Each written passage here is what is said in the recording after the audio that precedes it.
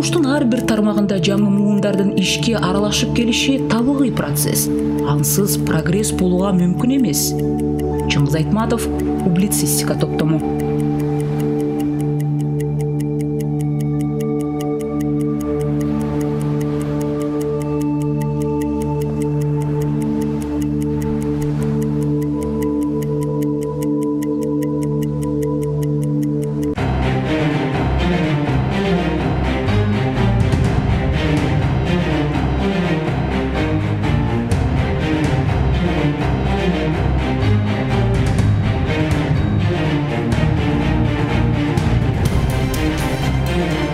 Кечки жаңылыктар. Алып баруучулар Чолпон Карымшакова жана Адилет Иманов.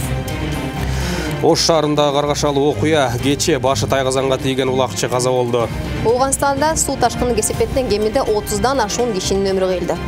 Парламенттеги катага толгон документ коомдун кызуу талкуусуна түштү. Эми ага кандай чара көрүлөт? Кененирээк түз эфирде адис менен талкуулайбыз. 5 каналда күн жыйынтыгы менен тааныштырууну баштайбыз. Саламатсыздарбы? Кутман кечиңиздер менен.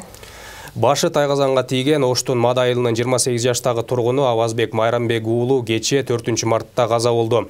Маалыматка караганда Авазбек Майрамбек уулу 28 февралдагы Аламан улак учурунда башы менен тайгазанга кулап катуу жаракат алган. Ооруканада операция учурунда жан берген. Маркум Авазбек Майрамбек уулу бала кезден эле айылдагы көкбөрү мелдештерине калтырбай катышып, мыкты оюн көрсөтчү. Ал үй бүлөлүү, артында 1 жашка толуу эле уулу калды. Белгилей кетсек, улакчынын өлүмүнө себеп болгон дал ушул тайгазан маселеси соңку учурда талашка түшүүдө. Эл аралык көкбөрү ассоциациясы жакында Астанада өткөн жыйында эл аралык мелдештерде тайгазанды колдонбоо чечимин кабыл алган. Бирок кыргыз улакчылары бул демилгени колдобой жатышат. Ооганстанда суу ташкындан кеминде 32 кишинин өмүрү кыйылды. Каза болгон 6 киши Гилмен провинциясындагы Алто Лашкаргах каласынын жашоочулары экенин губернатордун басма сөз катчысы билдирди. Анын айтымында аймакта табият кырсыгынан 8 киши жаракат алып, нөшөрлөп жааган жамгырдан кийинки суу ташкындан 2000ден ашуун турак жай зыянга учурады. Ал эми Кандагар провинциясында 20 киши каза таап, 2000ге чукул үй кыйраганын Бириккен Улуттар уюмунун гуманитардык маселелерди координациялоо башкармалыгы билдирди. Маалыматка караганда провинциянын 5 районунда кеминде 10 адам дайынсыз болууда. Марттын башынан бери Ооганстанда жаан-чачын нормадан ашыкча жааган.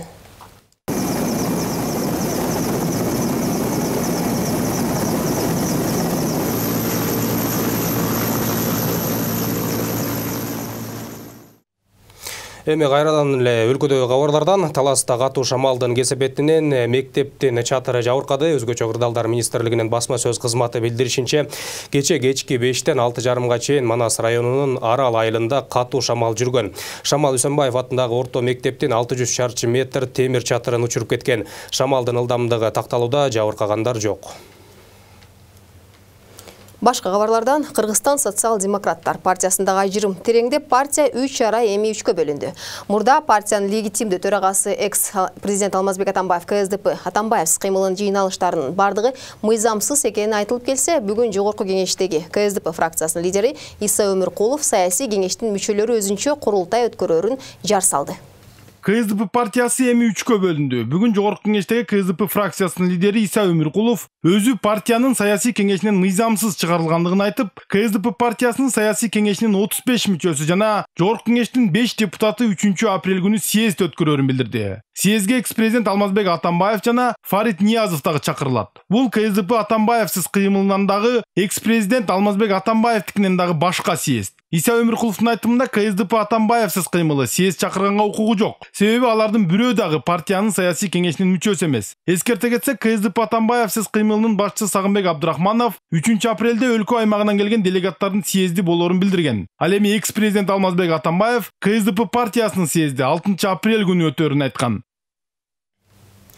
Жогорку кеңештин төрагасы Дастан Жумабеков катасы көп катка кол койгону коомчулукта кызуу талкууланууда. Айрымдары аны фейк десе, кээ бири парламентте сабатсыздар иштей турганын далилденгендигин айтып чыгышты. Бул документ боюнча жогорку кеңештин аппараты да өз алдынча иликтөө жүргүзүп, натыйжада алгатта кол спикерге тиешелүү экендигин далилдеди. Спикерди уят кылган бул каталар үчүн ким жооп берет жана аларга кандай чаралар көрүлөт? Бул суроолорго кабарчыбыз жооп издеп көрдү. Жогорку кеңештин спикери Дастан Жумабековдун премьер-министр Мухаммедкалый Абылгазиевке жазган кат кыргыз орус тилдеринде аралаш грамматикалык каталар менен жазылган. Бул документ мындан туура 5 күн мурда журналисттердин бири өзүнүн Facebook баракчасына жүктөгөн.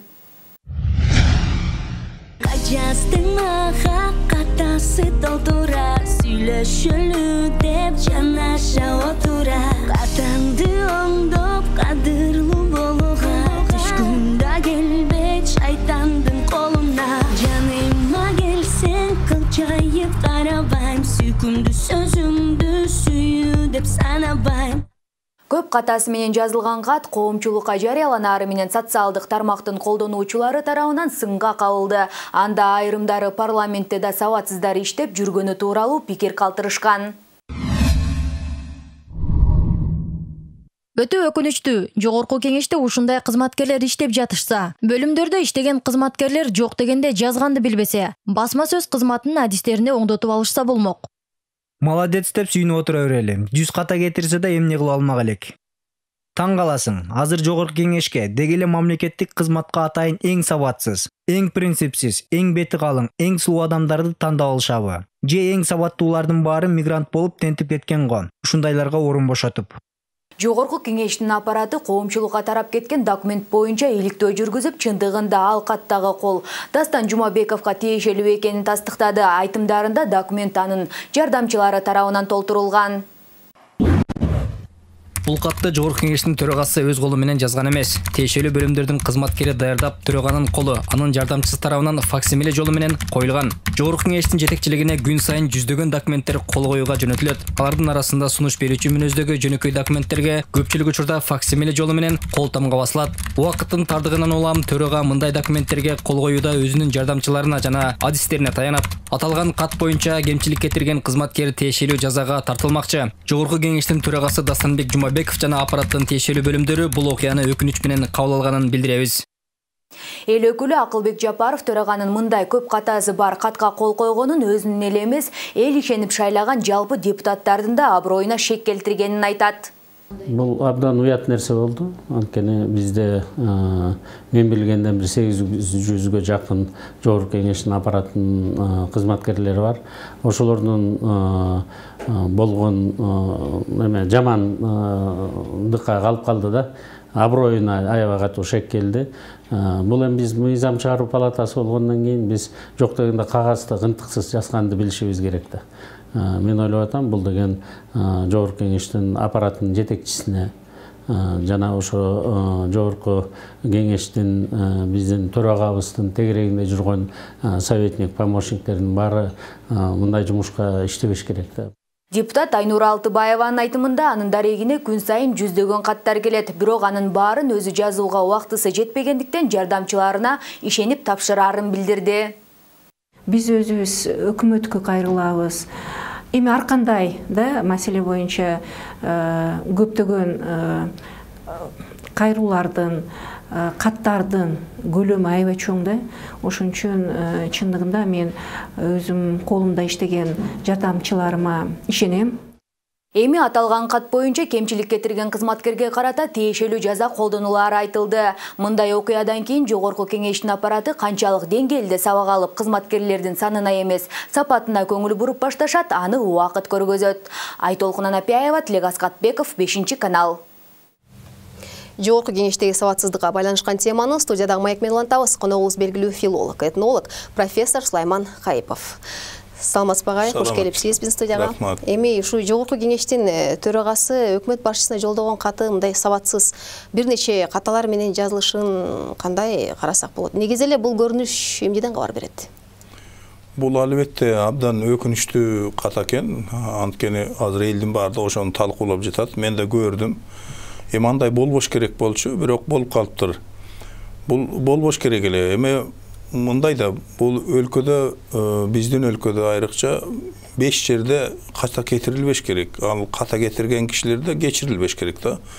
Бул албетте президенттик аппарат, анан жогорку кеңеш, анан өкмөт, анан Бишкек шаарынын мэриясы, анан Ош шаарынын мэриясы. Бул 5 жерде ката кетпеш керек. ката кеткенден кийин дагы анын акталып бул мындай себеп болуп калды деп айтууга дагы болбой турган жерлер да бул жер. Анан бул эмнени кабар берет? Бул албетте кесипкөй кишилердин иштебегендигинен кабар берет. Кесипкөйлөр иштеш керек, референттер, ошол эле секретарь, делопроизводитель, жана иш кагаздарын жазгандар, алар адистик бул өзү. Аны окуш керек, ошол адистикти алып, анан кийин иштеш керек. Бизде болсо жанагы шайлоодон келгенден кийин эле ким болсо баардыгын которуп жиберип, ордуна башка кишилерди алып келип коюп атпайбы? Алар албетте сабаттуу болушу мүмкүн. Сабаттуу экенинде шегим жок. Бирок алар адис, делопроизводитель, жанагы иш кагаздарын жаза турган адис эмес да. Ошондуктан адистер мындай ката кетирбейт. Мен ошону билем да. Караганыңда эле бул адис эмес киши, жоопкерчиликсиз жасаган экен деген пикирге келесиң.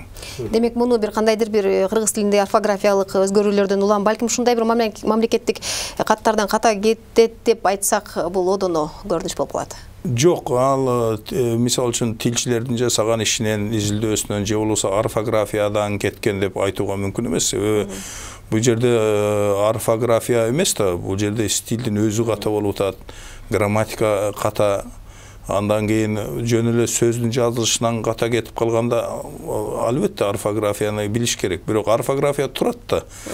Кара сайып түзүп кеткен орфография турат. Ошону карап коюш керек да. Аны адис болбогондон кийин андай нерселерге маани бербейт да. Ошондуктан каталар кетип аткан экен. Мындай каталарды мен дайым эле көрөм. Ал жогорку кеңеште эмес, бардык эле жерде каталар бар да. Буга эми себептери көп. Азырынча мына тилдин өзгөргөнүн байкоого болот. Интернет келди. Интернеттин өзүнчө бир тили келип чыкты. Кыскартып жазмай, эрежеге сыйбаган кыскартууларды жазуу, мына социалдык тармактардын бардыгында ошондой болуп кетип атат да. Ошондо сөзсүз таасири бар. Бирок ал таасирлер албетте жогорку кеңеш, анан биздин жогорку бийлик бутактарынын иш кагаздарына таасирин тийгизбеш керек болчу да. Эми ушундай каталар баягы өлкөдөгү негизги бийлик болгон мыйзам чыгаруучу жогорку кеңеште ушундай каталар кетип аткандан кийин башка мекемелерде дагы ушул сыяктуу каталар кетип атат деп өзүңүз кошумчалай кеттиңиз сөзүңүздө. Анан кийин ушуну алдын алып же болбосо жоюу жолдорун кандай деп эсептейсиз? Эми жоюу жолдору эмне? Бул адамдардын албетте мен башында айттым, кесипкөй киши болсо эч качан ката кетирбейт. Кесипкөй өзүнүн кесибин сыйлайт. Кесипкөй болбогон кишиге башка бир ишти берип койсоң, анын ой чуңкурун билбейт, жоопкерчилиги жок болот. Бул өзү мындай нерсенин бардыгын жасалышы өтө тереңде. Бул биздин закондорубузда жатат, мунун түпкү тамыры да. Биринчи шайлоодон депутаттар өтүп келет, андан кийин коалициялык өкмөт түзүлөт, анан ар бир партия бөлүп алат да, өлкөнү бөлүп алышат. Бул өзү мындай алганда бул туура нерсе эмес. Партиялар өлкөнү бөлүп алып туруп анан каалаган кишилердин ошол жерге иштетет деген болбойт. Ошол убакта кичинесинен баштап чоңуна чейин жанагы кесипкөйлөргө орун берилбейт дагы, тааныш, билиш жана башкаларды алып келип иштетүүгө жол ачып коет да. Мына ошонун кесепетинен ушундай болуп атат. Анан жогору жакта ошентип аткандан кийин ылдый жактагылар ошону туура айтты дагы. Ар бир мекемеде ошондой. Мен деле туура жазган мекемелерди көрө элекмин. Партиялардын уставтарын карап көрүңүз, бардыгында жүздөгөн ката бар. Мен карап көргөм атайын. Демек, бул маселе айланып келип эле коррупцияга такалат. Коррупциянын негизи ошол, эгерде закондордо бир жылчык болбосо, коррупцияны жасаш кыйын да. Ошон үчүн биздин закондорду карап, иштеп, туура жагын иштетип, кемтик жерин толуктап кайра чыгыш керек да. Конституция сындалбайт. Конституцияны сындоого болбойт негизи. Ал этикалык жактан да, укуктук жактан да туура эмес. Бирок биздин конституцияны кайра карап чыгууга туура келет да. Мен ушул эле жерде дагы бир суроо туулат экен. Баягы тил комиссия ошондо эмнени карап атат, эмне иш аткарып атат, анан билим берүү министрлиги дагы буга жооптуу деп ойлойм да, менин оюмча. Албетте тил комиссиясы ал өзүнүн түшүп алган, мурдатан түшүп алган жолу бар, ошол боюнча баратат, китеп чыгарат жана башка. Жакшы иштерди деле жасап жатканын айтууга болот. Тил комиссия барып эле бардык жерди, мекемелерди оңдоп ийиши мүмкүн эмес. Анан министрликте мына азыр абдан чоң чуу болуп атат. Китептердеги каталар жөнүндө. Мен китептердеги каталар аны санап бүтүүгө мүмкүн эмес. Мына мен сиздерге айтып коеюн, ушу мага кандай бир китеп алып келсин, бир бетинен 5 ката чыкпаса мен жеңилдим дейм. Мен ушуну да айтып коеюн да. Бардык китептерде ошондой каталар бар. Сизге ыраазычылык келип ушундай суроолорубузга жооп бергениңиздерге. Эскерте кетсек, бизде конокто филолог, этнолог, профессор Сулайман Гаипов болду. Биз болсо берүүбүздү улантабыз.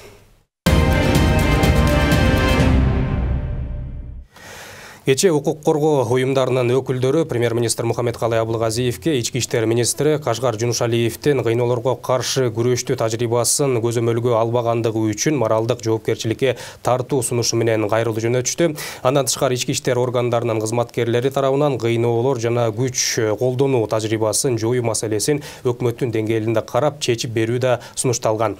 Расмий статистикалык маалыматтар боюнча 2018 жылдын 9 айында эле башкы прокуратурага кыйноо жана катаал мамиле боюнча 280ден ашуун даттануу келип түшкөн. Алардын 260ка жакыны милиция кызматкерлерине карата жазылган. Баткендин Кызыл Кыя шаарында кыйноо фактысы боюнча иш жогорку сотко чейин жетти. Кече бул ишти караган соттук коллегия Ош облустук сотунун чечимин жокко чыгарып, ишти кайра башка курамда кароону буйруду. Шаардын 3 тургуну тергөөчүлөр балдарын кыйноо жолун жасабаган кылмышты жасады деп моюнга алдырганына даттанууда. 5 жылдан бери соттон сотко өтүп келаткан бул иштин чоо жайына кабарчыбыз кайрылат.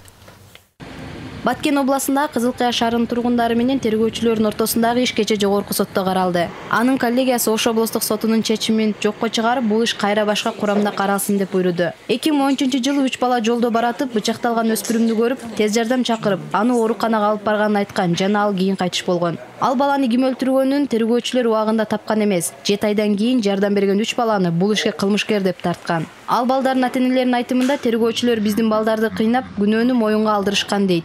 Бул иш жаңыдан башка курамда апелляциялык тартипте кароо үчүн Ош областык сотуна жөнөтүлсүн.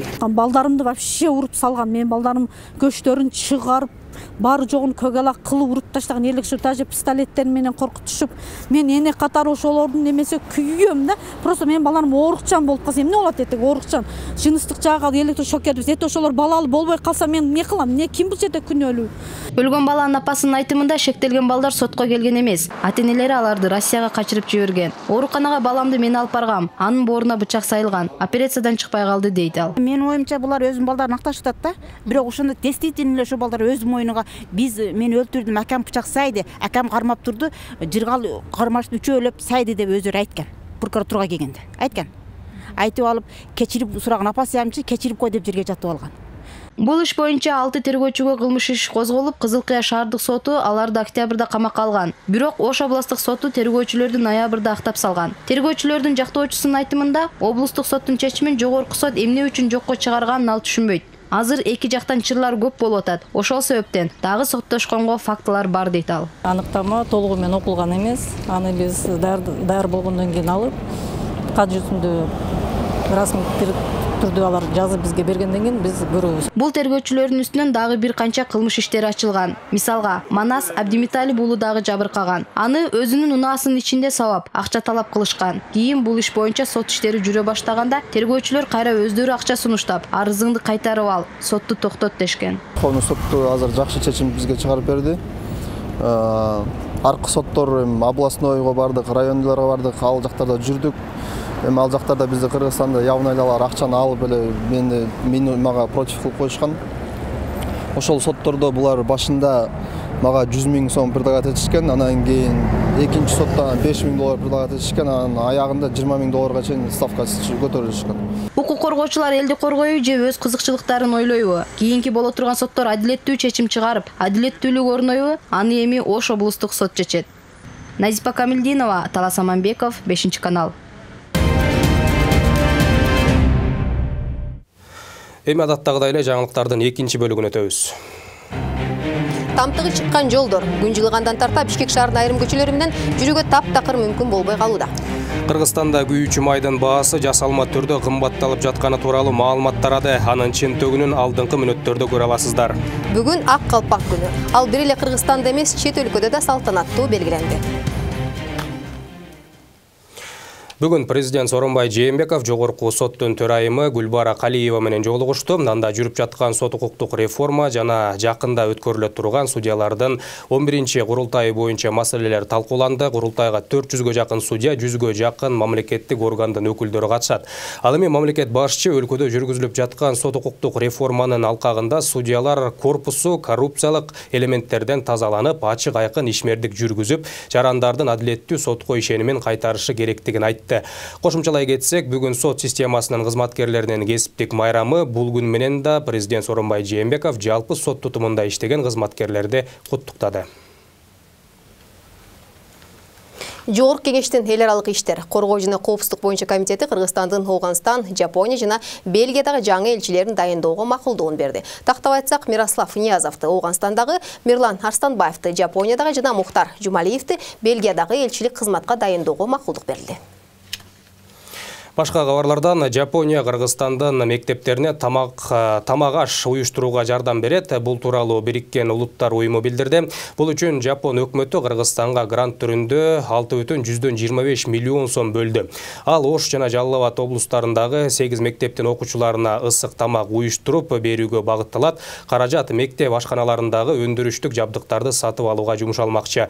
Мектептеги тамак ашты оптимизациялоо долбоору 2013-жылдан бери уюштурулуп келет. Анда 525 пилоттук мектептен 145 миңден ашуун башталгыч класстын окуучулары камтылган. Эми жолдор темасын өтсөк. Күн жылыгандан тарта Бишкек шаарынын айрым көчөлөрү менен жүрүүгө таптакыр мүмкүн болбой калууда. Алардын бири 9-январь атындагы көчө. Жергиликтүү жашоочулар жолду оңдоп берүүнү суранып, шаар бийлигине бир нече жолу кайрылган. Бирок натыйжа жок. Көчө кыштын күндөрү муздуу аңызга айланса, жаз айларында көчөдөгү аңдарга суу толуп көлчүктөр пайда болот. Мындай жол менен бир эле жеңил унаа эмес, жол тандабастар да жүрө албай калды. Ошондой эле көчөнүн абалы бул жерде жайгашкан мектепте окуган окуучулар үчүн дагы тоскоолдук жаратып жатканы тууралуу кварталдык тилкенин башчысы билдирди. Кабарчылар бул көчө качан оңдолоору тууралуу так маалымат алууга канча аракет кылса да, Бишкек шаардык мэриясы тарабынан жооп болгон жок. Көчөнүн акыбалын көрүп турасыздар. Балдарыбыз мектепке барат, өзүбүз дагы өзүбүздүн да үйүбүзгө жолдон бияка чыкканга өзүбүзгө ыңгайсыз болуп атат. Жолдун акыбалы аябай начар. Андай айткандай, балдарыбызга деле улам бут кийимдерине, школ, мектепке барып келгенине дагы мектепте тазалыкты талап кылат, балдардын бутуна тазалыкты талап кылат.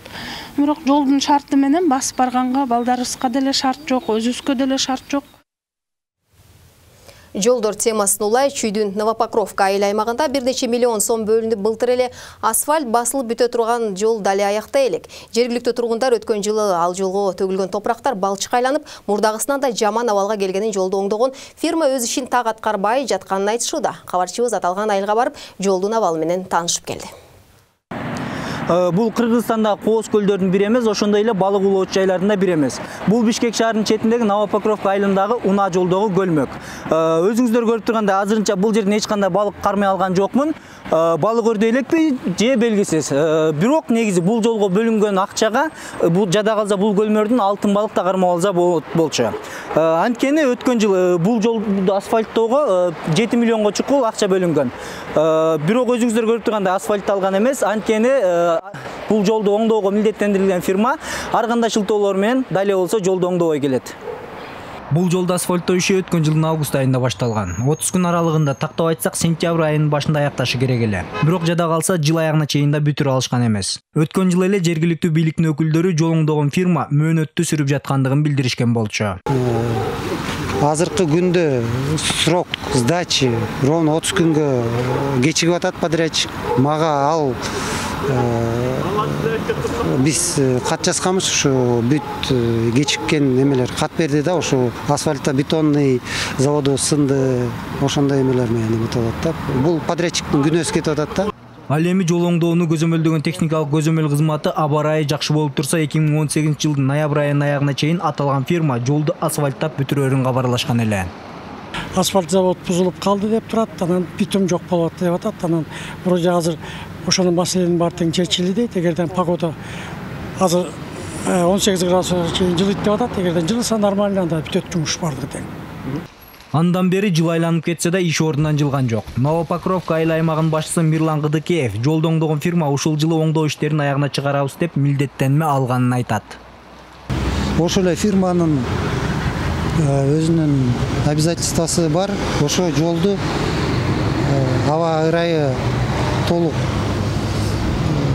жакшы болуп берген үчүн аны бул жолду аяктайбыз деп убадасы бар. Письменный обязательствосы. Бир сөз менен эч ким эч нерсе кылган жок. Жергиликтүү бийлик элдин акчасын алып милдетин аткарбаган фирманы сотко берип, кандайдыр аракеттерди көрүп жаткандыгын айткандыгы менен азырынча эч кандай иш бүтө элек. Жөнөкөйлөтүп айтканда эч кандай иш бүткөн жок. Жергиликтүү эл мына ушундай балык түшпөгөн көлмөлөрдү айланып өтүп жашоого мажбур болууда. Кенжебай Сатканалиев, Кудурат Ташмурзаев, 5-канал. Башка кабарлардан акыркы күндөрү Кыргызстанда күйүүчү майдын баасы жасалма түрдө кымбатталып жатыптыр деген маалыматтар тарап жатат. Бул албетте айдоочуларга жана жакында жазгы талаа жумуштарын баштайбыз деп жаткан дыйкандардын нааразычылыгын жаратууда. Нефтетрейдерлер ассоциациясы март айында бензиндин баасы төмөндөшү мүмкүн экендигин божомолдошууда, бирок арзандоо депутаттар айткандай 10 сомго эмес 1-2 сомдун эле тегерегинде болот. Сөздү кабарчы узулантат. Бишкектеги май күйүүчү жайларда күйүүчү майдын баасы 40 сом 40 тыйындан башталып 45 сом 40 тыйынга чейин жетет. Депутаттардын айтымында күйүүчү майдын баасы 10 сомго арзан болуш керек. Ошондо Кыргызстанда эң арзан күйүүчү май 30 сом 40 тыйын болсо, эң кымбаты 35 сом 40 тыйын болуш керек. Бул албетте айдоочулар үчүн жана дыйкандар үчүн өтө жагымдуу жаңылык. Алгач бул маселе жогорку кеңештин жыйынында көтөрүлдү. Депутаттардын айтымында күйүүчү майлардын дүң баасы менен чекене баасынын ортосундагы айырма аябай эле көп экен. Мыйзам боюнча бул айырма 20%-дан ашпаш керек. Өкмөт өзүнчө бир күндө атайын карап ушул ишти тийиштүү органдарга тапшырма берген. Азыр мына 1,5 сом 2 сомго чейин түшүп калды. Бирок менин оюмча, мына элдин оюнча бул азыр да жетиштүү эмес. Азыр эгерде азыр 33 сом болса, азыр бүгүнкү баа 33 сом. Бир 10% болсо 36 сом болсо, 36-37 болду. Бул реально бүгүнкү баа болуш керек эле. Бирок дагы түшүп калабы деген биз үмүттөбүз. Нефтетрейдерлер ассоциациясынын жетекчиси Канат Ишатовдун айтымында май айында бензиндин баасы 3%-га, башкача айтканда 1,5-2 сомго арзандайт. Бирок депутаттар айткандай 10 сомго чейин түшпөйт. Эгер андай талап коюла турган болсо, май ташуучу компаниялар ишин токтотууга аргасыз болушат.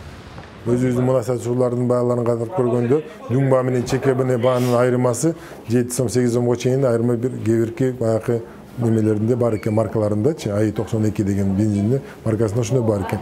Ал эми башка маркаларына карап көргөндө андай айырмачылык жок бүгүнгүндө.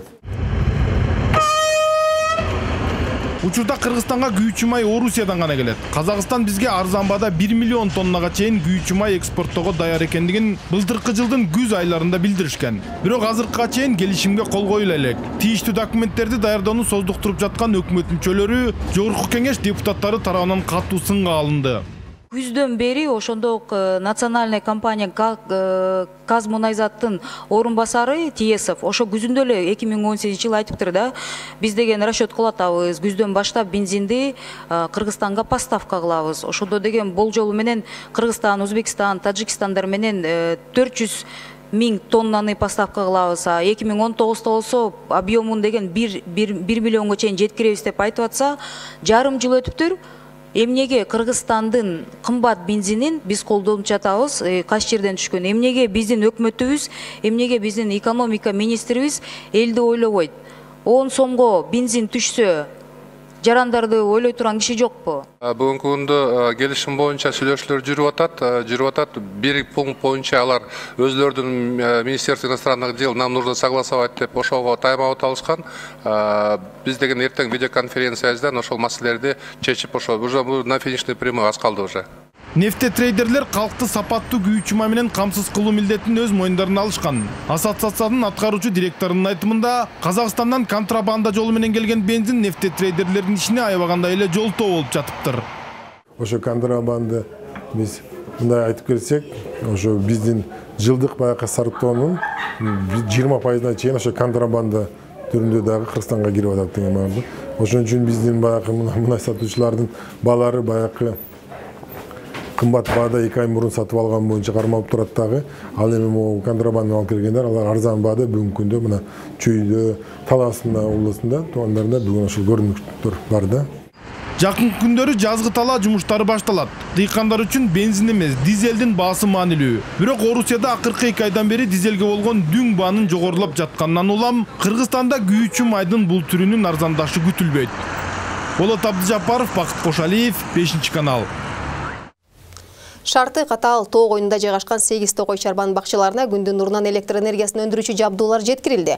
Бакчаларда ийне жалбырактуу дарактардын 20 чакты түрү өстүрүлөт. Ага токойчулар кышы жайгам көрүп корукташат. Электр энергиясы көчөттөргө болгон корукту жакшыртуу жана токойчулардын түшүгүн жеңилдетүү максатында багытталган. Чүйдүн Жайыл районунун Узунбулак жайлоосундагы мындай токой чарбалардын бирине биздин кабарчыбыз барып келди.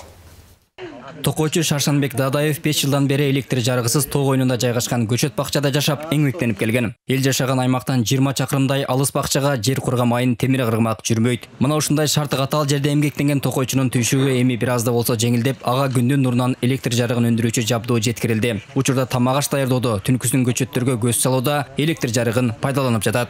Мурун эсте чыкканда караңгы болчу. Эми Кудай буйрса жарык свет коебуз. Караганга да жакшы болот. Айжып караңда үчүнө эшикке чыгып, тияк-бияк караганга холодильник иштечмес. Телевизор жок болчу. Эми азыр Кудай буйрса мынакей телевизор коюп атат. Холодильник иштей турган болуп атат. Эми шарт жакшы. Бул Панфилов районунун көчөттөр менен камсыздоочу бакчасы. Өлкөдө дал ушундай бакчадан 200дөн ашуун бар. Алардын айрымдары шарты катаал бийик тоолуу аймактарда жайгашкан. Мына ошондуктан кароочулар үчүн көчөттөргө кам көрүү, уруулардан коргоо түшүктүү жумуш. Буга байланыштуу алардын айрымдарына атайын электр энергиясы жеткирилди. 5 облустун ичинен 8 шарты катаал делген токой чарбалардын бакчасы тандалып алынып, күндүн нурунан ток өндүрүүчү жабдуулар менен камсыздалды. Ага ФАО долбоору каржылык көмөк көрсөткөн.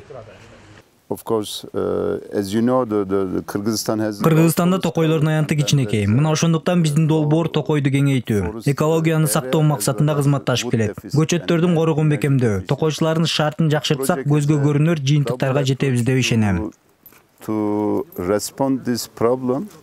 2014 жылдан бери Кыргызстанга эл аралык уюмдар тарабынан $20,000 ашуун каражат келген. Алардын көпчүлүгү токой чарбаны өнүктүрүү, экологияны коргоо багытында жумшалып келет. Быйылкы иш пландардын ичинде көчөт тигилген аймактарды зым менен тосмолоо каралууда. Бирде бир мына солнечный батарея эмес, канча деген баягы токой баскан аянттар азыр көбөйүп атат да. Анан ошо малдын көбөйгөнүнө себеп болуп, ар бир баягы отургузган көчөттөрдүн бардыгын курчап баягы зымдар менен тосуп атабыз да, тосуп, себеп тоспосок азыр мал көп, ошо биздин мээнетибиз текке кетип калышчудай болуп, ошон үчүн биз ушундай ыкмаларга өтүп атабыз. Алдыңкы 5 жыл аралыгында алыс аймактарда жайгашкан токой чарбаларын күндүн нурунан ток алуучу электр энергиясы менен толук камсыздоо жана зым менен тосмолоо пландалууда. Бүгүнкү күндө өлкөнүн токой баскан аймагы 800 гектардан ашат. Кутман Маматазимов, Адилет Марсбеков, 5-канал, Чүй облусу. Бүгүн ак калпак күнү. Ага карата салтанаттуу иш-чаралар өлкөнүн бардык аймактарында өттү. Майрамдык шаң алгач жөө жүрүш менен башталып, ага 1000ге чукул жарандар катышышты. Кыргыз элинин улуттук баалуулуктарынын катарында саналган баш кийимге болгон даңаза элдин түптүүлүгүн сактоо аракети катары тоюнтулууда. Салтанаттуу жүрүш филармониядан аянтты көздөй багыт алды. Калпак кийген мырзалар майрамдык иш-чарага өзгөчө даярдык көргөн. 500 кишинин катышуусу менен коштолгон жөө жүрүш жарандарыбызга улуттук дем берүүдө дейт катышуучулар. Жарым жолдон түшүп калып, кайра филармонияга чейин жөө келип, элдердин көңүлүн буруп, ак калпакты элге, жерге таанытып, ошол максатта чыктык. Биз Алайкуу жаштары коомдук бирикмеси башкалардан өзгөчөлөнүп, 5 троллейбустун ичинен баштаганбыз. Жалдан баштап бул жерге чейин келдик. Буюрса баары жакшы, баары алдыда. Майрамдар улуттук баалуулук, нарк, насил, каада салт, үрп-адат мындан дагы өнүгүш керек, өсүш керек. Баарыңыздардын майрамыңыз. Бирикмеси эң негизги максатыбыз бул ак калпакты өзүбүз эле тааныбастан дүйнө жүзүнө да таанытуу жана дагы башыбыздан түшүрбөй. Уюштуруучулардын айтымында салтанат өз алдынча коомдук уюмдардын аракети менен ишке ашырылган. 1000 калпакчан мырзалар майрамдык жөө жүрүш жасап, флешмоб аткаруусу болжолдонгон. Бирок коопсуздук маселелерди эске алуу менен алардын жарымы кыскартылган.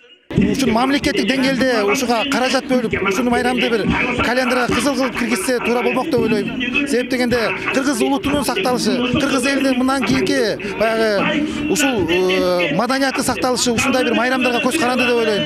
Мына бүгүн канча деген жаштар, студенттер, окуучуларга чейин келип, башына ак калпак кийип, баягы кыргыз экенине сыймыктанып атат. Бул бизди дагы сүйүндүрүп атат.